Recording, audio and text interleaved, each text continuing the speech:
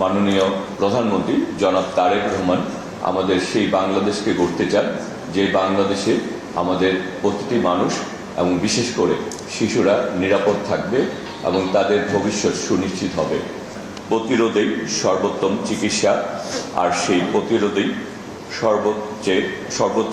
সর্বোচ্চ কার্যকর উপায় হলো সময় মতো টিকাদান। আমরা আমাদের বর্তমান এই সরকার এই কর্মসূচিকে অত্যন্ত গুরুত্ব সহকারে অনুধাবন করে এই কাজ করে চলছেন। তবে এই কর্মসূচির সফলতা অনেকাংশে নির্ভর করে আমাদের যারা গণমাধ্যম কর্মী রয়েছেন তারা এটি যদি সঠিকভাবে প্রচার করে এটির গুরুত্ব আমাদের অভিভাবকদেরকে যদি বোঝাতে সক্ষম হন, তাহলে তারা তাদের শিশুদেরকে সঠিক সময়ে সঠিক স্থানে তাদের এই হাম টিকা দেওয়ার জন্য তারা যদি উপস্থিত হন, তাহলে আমরা ভবিষ্যৎ এই ঝুঁকির থেকে নিজেদেরকে, এই দেশকে আমরা আমাদের শিশুদেরকে আমরা মুক্ত করতে পারবো। এবং বিশেষ করে যারা কর্মজীবী অভিভাবকরা রয়েছেন তারা অনেক ক্ষেত্রে ব্যস্ততার কারণে এইটি গুরুত্ব বুঝতে পারেন না। সেই কারণে আমার মনে হয় গণমাধ্যম কর্মীদেরকে তাদের প্রচার মাধ্যমে এটির গুরুত্ব যদি বোঝাতে সক্ষম হন, তাহলে আমরা যেহেতু এই সরকার এটি অত্যন্ত গুরুত্ব দিচ্ছেন, সেক্ষেত্রে আমরা আমাদের এই ইনশাল্লাহ আমরা এই সমস্যা থেকেও বেরিয়ে আসতে পারবো।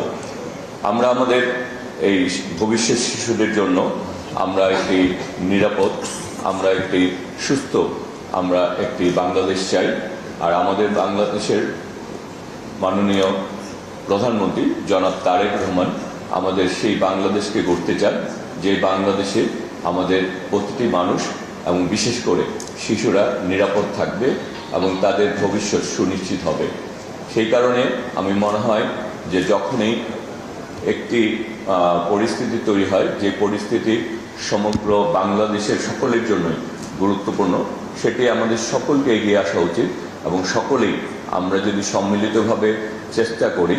এবং আজকে ঢাকা দক্ষিণ সিটি কর্পোরেশন যে ক্যাম্পেইন শুরু করছে এবং এটি কার্যকর করার জন্য যে উদ্যোগ গ্রহণ করছে, আমার মনে হয় তাদের এই উদ্যোগ এবং ইউনিসেফের সহযোগিতা এবং সকলেই মিলে আমি প্রত্যাশা রাখি যে আগামী দিনে আমরা এই পরিস্থিতি থেকে আমরা উত্তরণ করতে পারবো এবং আমরা আমাদের মাননীয় প্রধানমন্ত্রী জনাব তারেক রহমান এই ব্যাপারে অত্যন্ত সজাগ রয়েছেন।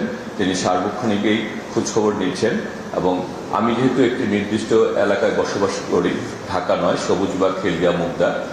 দৈনিক আজকের বাংলা .net